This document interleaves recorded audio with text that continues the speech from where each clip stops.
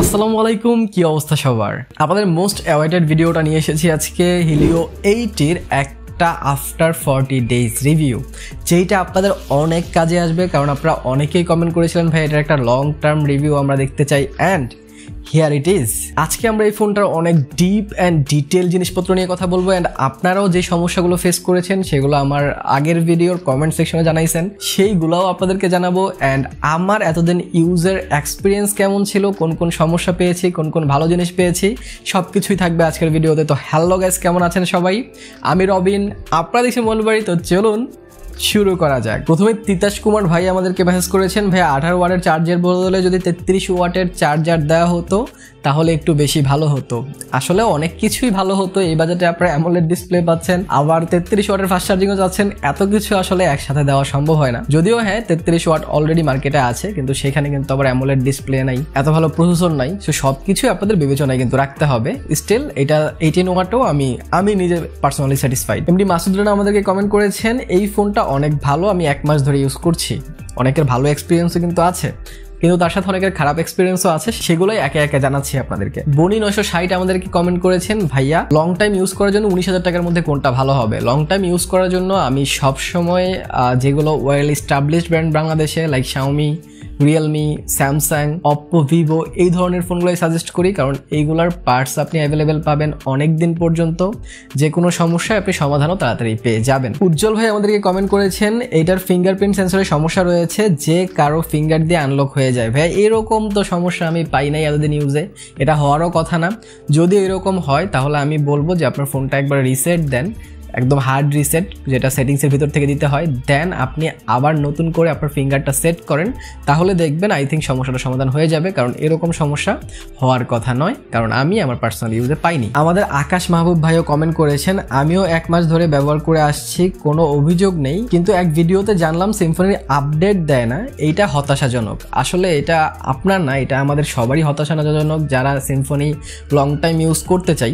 কারণ আমরা চাই যে যদি অ্যান্ড্রয়েড 13-এ আমাদের ফোনটা আসে তাহলে 2 বছর পর যেন অ্যান্ড্রয়েড 15ও আমরা আমাদের ফোনে পাই। কিন্তু সিম্ফনিতে সফটওয়্যার আপডেট পাওয়া কিন্তু অনেক ভাগ্যের ব্যাপার, পাওয়া যায় না বললেই চলে। ওদেরকে জিয়ায়েদ ভাই কমেন্ট করেছেন, ভাই লেখা আছে 108 মেগাপিক্সেল কিন্তু আছে 48 মেগাপিক্সেল। সত্যি বলতে ভাই 48 মেগাপিক্সেলও নাই। পিক্সেল বিনিং একটা টেকনোলজি ইউজ করা হয়, যেখানে 12 মেগাপিক্সেল দিয়ে বেশ কিছু ছবি তুলে সেটাকে মার্জ করে 108 মেগাপিক্সেলে অথবা 48 মেগাপিক্সেলে কনভার্ট করা হয়। সো একটা ফোনের যেই স্পেস থাকে ওই স্পেসের মধ্যে আসলে এত মেগাপিক্সেলের সেন্সর বসানো অসম্ভব, যার কারণেই এখানে 12 মেগাপিক্সেলের সেন্সর বসানো হয়।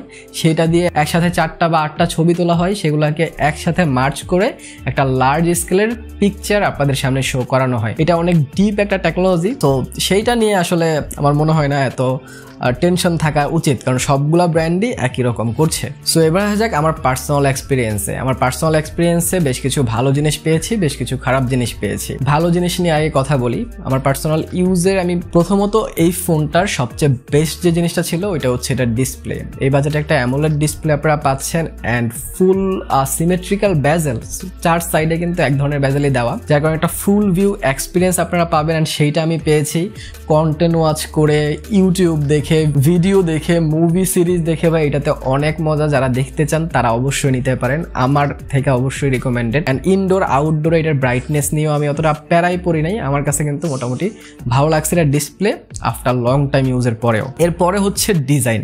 এই ফোনটা নিয়ে আমি যেইখানেই গেছি, যাদের কাছেই গেছি, সবার একটাই কথা ছিল, ওয়াও ফোনটা অনেক সুন্দর। এটা আসলে কোন ব্র্যান্ডের ফোন, অপ্পো নাকি ভিভো?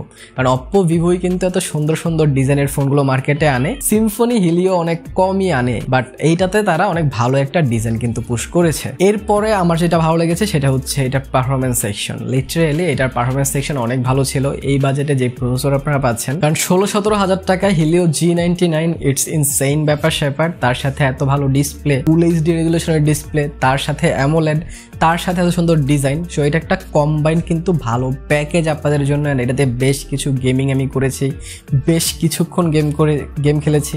আমার কাছে পার্সোনালি গেমিং এক্সপিরিয়েন্স কিন্তু অনেক ভালো ছিল, অনেক বেটার এফপিএসও আপনারা পাবেন এইটাতে। অ্যান্ড হালকা পাতলা গরম হবে, সেইটা আমি খারাপ জিনিসগুলোর ভিতরে ইনক্লুড করব, কিন্তু ওভারঅল এক্সপিরিয়েন্স কিন্তু আমি ভালো পেয়েছি। রিয়েল লাইফে কোনো প্রকার হ্যাং ল্যাগের দেখা আপনারা পাবেন না, একদম স্মুথ রান হবে। সো ওই সব দিক থেকে আপনাদের কোনো টেনশন নাই। এবার যদি আমার খারাপ এক্সপিরিয়েন্সের কথা বলি, তাহলে প্রথমে আমি বলবো যে এই ফোনটা একটু গরম হয় যখন আপনারা গেম খেলবেন অথবা লং টাইম ভিডিও দেখবেন বা ক্যামেরাতে ভিডিও করবেন আপনারা বা ছবি তুলবেন অনেকক্ষণ, ডেফিনেটলি ফোনটা কিন্তু ভালো গরম হবে। 41-42 ডিগ্রি তো আমি 10-20 মিনিট গেম খেলার সময় হয়ে যাচ্ছিল। সো এইটা আপনাদের অবশ্যই লক্ষ্য রাখতে হবে, আর এটা এখনও ফিক্স হয় নাই। এছাড়া আমার কাছে আরেকটা জিনিস যেটা খারাপ লেগেছে সেটা হচ্ছে এইটার যে সাইড বর্ডারটা আছে এটা হচ্ছে প্লাস্টিকের, এখানে কিন্তু বেশ কিছু দাগ পড়ে যাবে আপনাদের, সেইটা নিয়ে আপনাদের অবশ্যই কনসার্ন থাকতে হবে। আপনারা একটা ব্যাক কাভার ইউজ করবেন, ব্যাক কাভারও কয়েকদিন পর পর কিন্তু খুলে মুছতে হবে, না এলে বালু জৈমা ওইখানে দাগগুলো কিন্তু পড়ে যাবেই ব্যাক কাভার থাকার পরেও। আর তাছাড়া নেটওয়ার্ক অ্যান্ড ওয়াইফাই অবশ্যই অনেকটাই সলভ হয়েছে, বাট আমি বলবো না যে 100% সলভ হয়েছে, বাট 80% কিন্তু এখন সমস্যাটা সিম্ফনিতে নাই, কিন্তু এখনও হয়তো 20% সমস্যা আপনাদের পড়তে হবে ওয়াইফাই অ্যান্ড নেটওয়ার্কের দিকে যদি আপনারা কথা বলেন। সো এই সবই ছিল আমার অবজারভেশন এতদিন ইউজ করার পর, ভালো খারাপ সব কিছুই আপনাদের সামনে আমি রেখেছি। সো আপনারা তো জানেন এখন যে আপনাদের ফোনটা কেনা উচিত হবে কিনা, বাট যদি আমি বলি তাহলে আমি বলবো যদি 1-2 বছর ইউজের জন্য কোনো ফোন কিনতে চান, ডেফিনেটলি ইটস গ্রেট ফোন। এটাতে এমন কিছু নাই যেটা নাই, এটাতে সব কিছুই আছে। এই বাজেট অনুযায়ী যা যা দরকার আপনার, 33 ওয়াট হইলে একদম সোনায় সোহাগা হয়ে যেত, বাট তারপরেও এটা কনসিডারেবল, আমি আপনাদেরকে অবশ্যই রিকমেন্ড করবো। অ্যান্ড এছাড়াও আপনারা যদি চান যে এই বাজেটে আমি রিয়েলমি C53 নিতে চাই, সেইটাও এইটার মতোই কনফিগারেশন অনেকটা, অ্যান্ড সেইটার আমি একটা ওয়াটার টেস্ট করেছি, ডাস্ট টেস্ট করেছি অ্যান্ড ড্রপ টেস্ট করেছি, অ্যামেজিং ভিডিও হয়েছে। সেইটা দেখতে চাইলে এইখানে ক্লিক করে দেখে নিতে পারেন। ভালো থাকেন, সুস্থ থাকেন, ভিডিওটা ভালো লাইক কমেন্ট শেয়ার সাবস্ক্রাইব করে দিয়েন। দেখা হবে পরে ভিডিওতে, টিল দেন আল্লাহ হাফেজ।